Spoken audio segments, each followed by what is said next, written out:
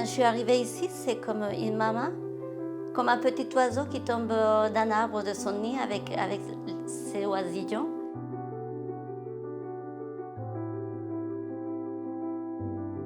Là, ils ont trouvé un logement pour moi. Et déjà d'être chez vous tranquille et sortir à jouer devant la porte, pour nous c'était un rêve impossible avant. Incroyable. Ils ont une force d'adaptabilité et d'abnégation, je dirais, incroyable.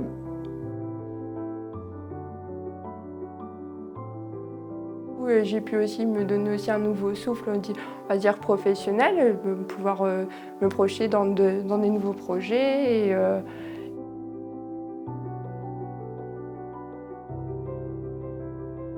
Qu'est-ce qui se passe entre toi et moi? Qu'est-ce qui se passe dans l'aide que tu demandes, dans l'aide que je te donne? Et c'est dans cet intérieur-là, entre les deux choses, qui se passe vraiment la chose la plus importante, essentielle entre les êtres humains.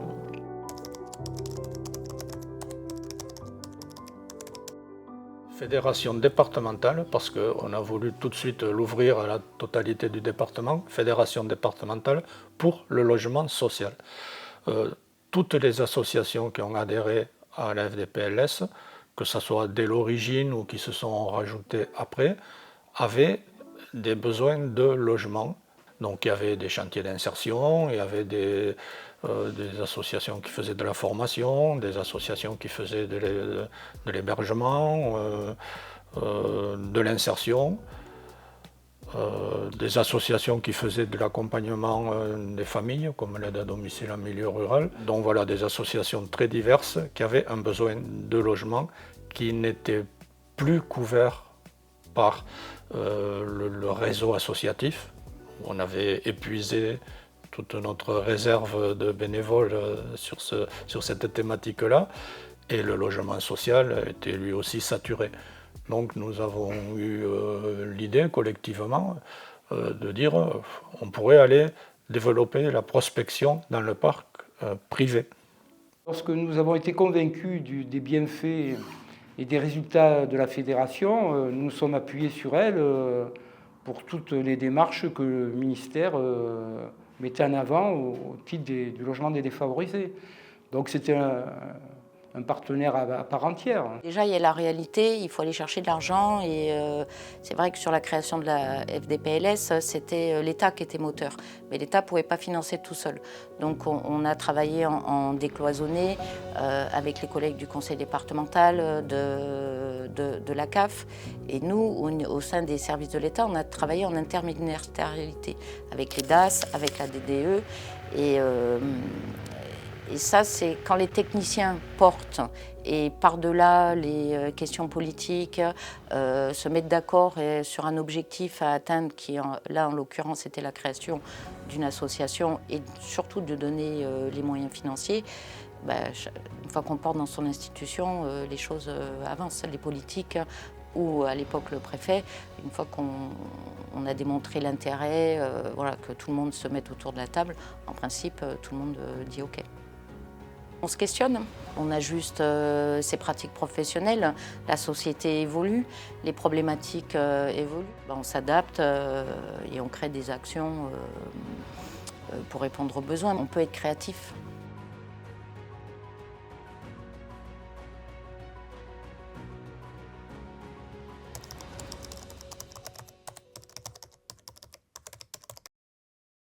Un jour, je rencontre Cathy Bourguignon et elle me dit « À la FDPLS, on a un projet qui nous tient à cœur et qui est innovant, créer une agence immobilière à vocation sociale. Est-ce que tu ne voudrais pas devenir administrateur et t'impliquer dans ce projet ?»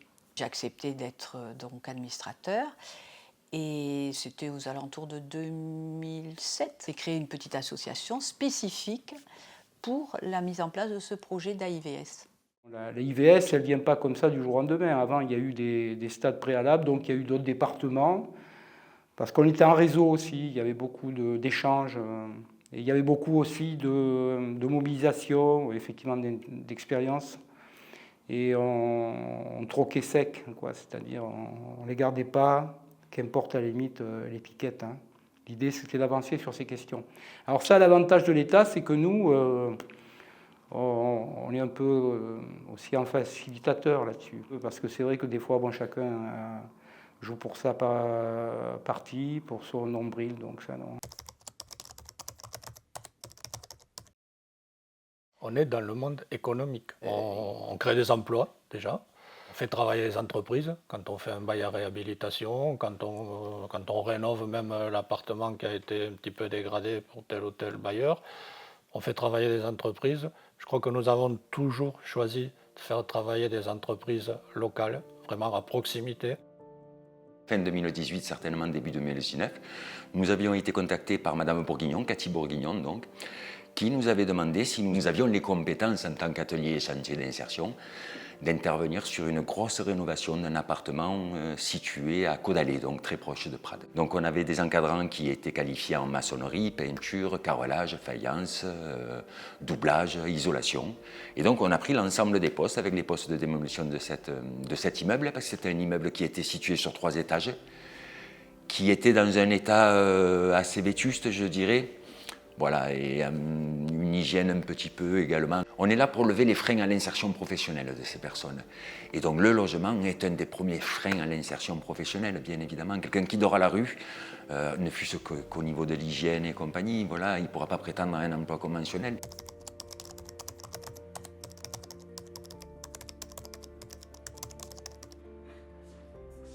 Le partenariat avec Habiter en terre catalane s'est construit dans le cadre du plan de lutte contre la pauvreté de 2019, où un axe fort était la prévention des sorties sèches de l'aide sociale à l'enfance pour les jeunes, c'est-à-dire créer tous les dispositifs d'autonomie, ne pas laisser les jeunes à 18 ans sans solution, notamment quand ils n'ont aucune ressource familiale, aucune ressource autre. Et donc, nous sommes allés, en lien avec la direction Insertion et Logement, chercher un dispositif innovant, expérimental, qui s'appelait Une clé pour toi, afin de permettre aux jeunes sortant de l'ASE de pouvoir disposer d'un logement autonome. Alors, Habiter en terre catalane, c'est une association que le service connaît très bien, en effet, car à plusieurs niveaux. Parce que notre service suit, dans le cadre d'un soutien financier, suit cette association, donc la mise en œuvre de ces actions, et donc particulièrement au niveau de notre service logement et habitat, à travers cette action, notamment Une clé pour toi. C'est important justement dans le cadre de cette action de communiquer sur l'importance d'être accompagné, mais pas forcément, alors là on parle du logement bien sûr, mais c'est un accompagnement social global, c'est ça qui est important dans cette action Une clé pour toi, c'est-à-dire qu'on peut être sur des questions liées au budget bien sûr qui sont liées au logement, mais plus largement à la formation, à l'emploi et également à la santé. J'ai pu suivre le projet de DRH Tirouri sur l'îlot Pasteur depuis son origine.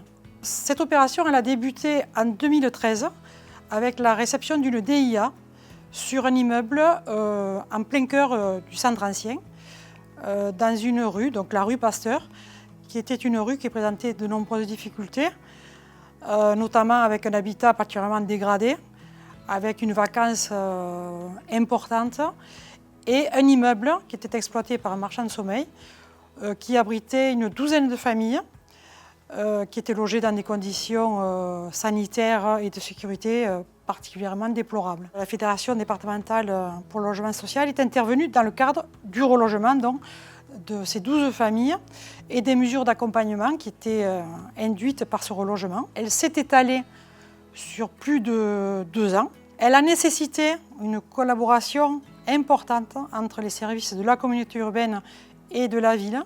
Et chacun dans son domaine a pu, par la ville, par la proximité avec les familles, les mettre en confiance. Et chacun, à travers ses compétences, a réussi à ce que ce relogement se passe dans les meilleures conditions.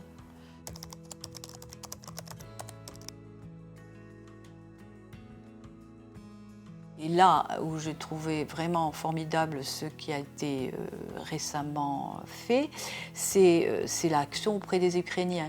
C'est-à-dire que là, vraiment, se sont regroupées les compétences de plusieurs associations, donc Habiter en terre catalane, donc, et la suite de la FDPLS, l'association ACAL et l'association Solidarité Pyrénées, et ainsi que la Croix-Rouge, voilà, pour vraiment offrir toute la palette des réponses aux besoins des réfugiés ukrainiens. Donc là, j'ai trouvé ça vraiment une avancée majeure. Chaque association a fait taire sur ses égos et a mis en place vraiment la palette des réponses.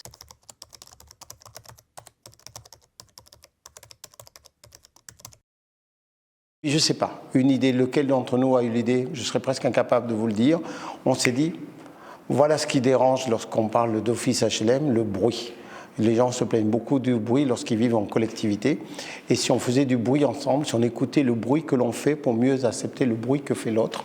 On cherchait, comme toutes les associations, on cherchait des fonds pour pouvoir mener notre action. Et on n'en trouvait pas. Et on s'est dit que plutôt que d'aller chercher des subventions, pourquoi ne pas concourir à un concours? Effectivement, le prix de l'innovation, le prix était important. Il était aux alentours de 100 000 €. Et nous avons présenté notre projet donc à Paris. Les structures et les personnes se sont rencontrées pour pouvoir présenter cette innovation sociale, on va dire ça comme ça.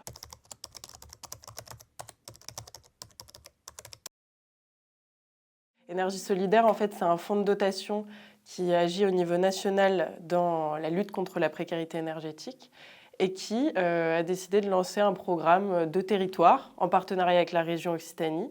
Donc c'était un vrai pari, une expérimentation. Et puis ensuite, notre relation avec Habiter en terre catalane. Habiter en terre catalane, c'est une association qui a répondu à notre premier appel à projet occitan en 2023 et qui a déposé un projet qui s'appelle Zéro passoire énergétique.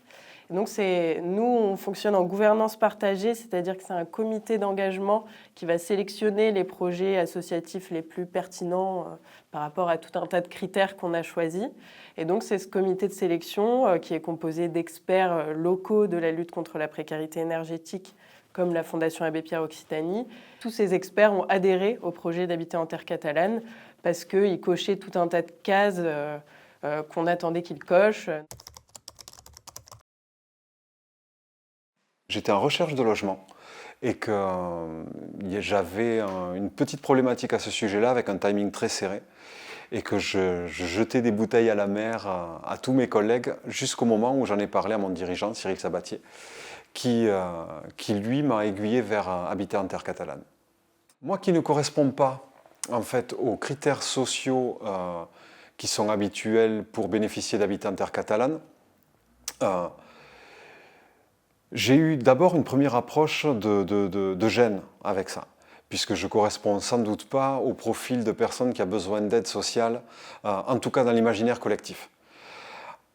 Après, là, le contexte faisant loi, j'ai eu besoin d'avoir en fait une aide, et une aide concrète, pragmatique, sur le temps qui m'était alloué pour trouver quelque chose, et du coup sur l'administratif. En réalité, je ne sais pas si j'aurais pu avoir un emploi pérenne et en tout cas d'avoir une tranquillité d'esprit, d'être focus à 100% sur mon travail comme je l'ai été et de pouvoir concrétiser cet essai à l'embauche si je n'avais pas eu Habiter en terre catalane dans mon environnement et de bénéficier de son aide au final.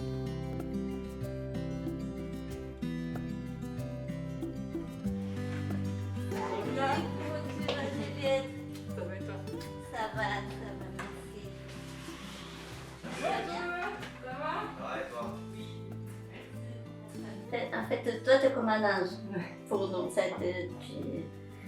Tu as été toujours présent pour mon déménagement et déjà l'accompagnement. Tu m'as beaucoup accompagné et même toi, tu te rappelles? Tes démarches aussi, inscription sur Pôle emploi.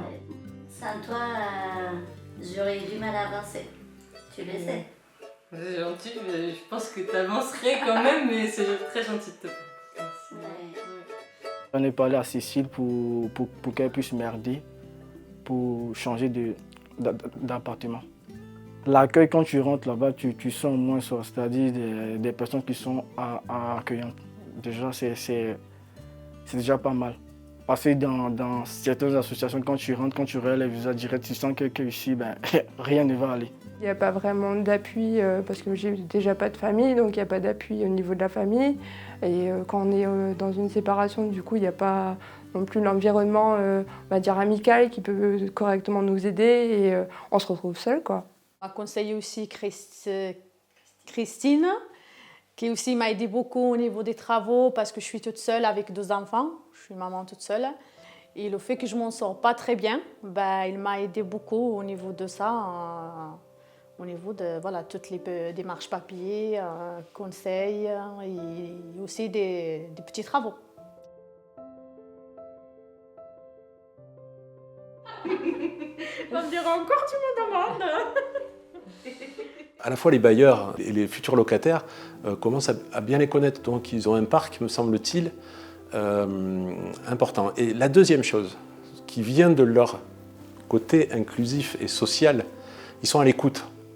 Ils sont très très à l'écoute, à la fois des bailleurs, ils savent un petit peu vers quel profil ils vont pouvoir orienter le bien, et en même temps, les futurs locataires, ils savent très bien si c'est transitoire. Donc je pense qu'il y a beaucoup d'écoute. Je m'appelle Christophe. Mon frère et moi avons hérité d'une maison de mes grands-parents maternels. Cette maison avait besoin de grosses rénovations et donc on est passé par Habiter en terre catalane pour réaliser les travaux. L'agence s'occupe de la gestion complète de nos logements, aussi bien la recherche des locataires, l'état des lieux, et après le suivi, encaissement des loyers, et après le départ et la recherche de nouveaux locataires. Quand vous êtes propriétaire et que vous avez du bien à louer, c'est compliqué. C'est compliqué parce que vous demandez aux gens les papiers, vous en avez 5 ou 6 ou plus qui se présentent, il faut faire un choix. Quel choix? Ça a été mon sauveur, oui, vraiment. Parce que justement, je me posais la question de plus le louer. On est passé par Habiter en terre catalane, ça nous permettait de garder la maison et de pouvoir l'améliorer, tout en ayant un impact positif, que ce soit social ou même environnemental. L'entraide pour moi, c'est pouvoir considérer et accompagner tout le monde. De pouvoir dire, tu as besoin de moi aujourd'hui comme j'aurai besoin de toi demain, je n'en sais rien, ou comme j'ai eu besoin de toi hier. C'est avoir un regard bienveillant sur son voisin, sur son collègue. Quand les personnes savent se saisir de l'aide, de l'accompagnement, on peut y arriver. La solidarité, c'est d'aider entre nous et d'être ensemble. Et si on peut aider entre nous, ça serait bien. Le seul message que j'aurais à donner, c'est juste d'oser y croire, voilà. C'est tout.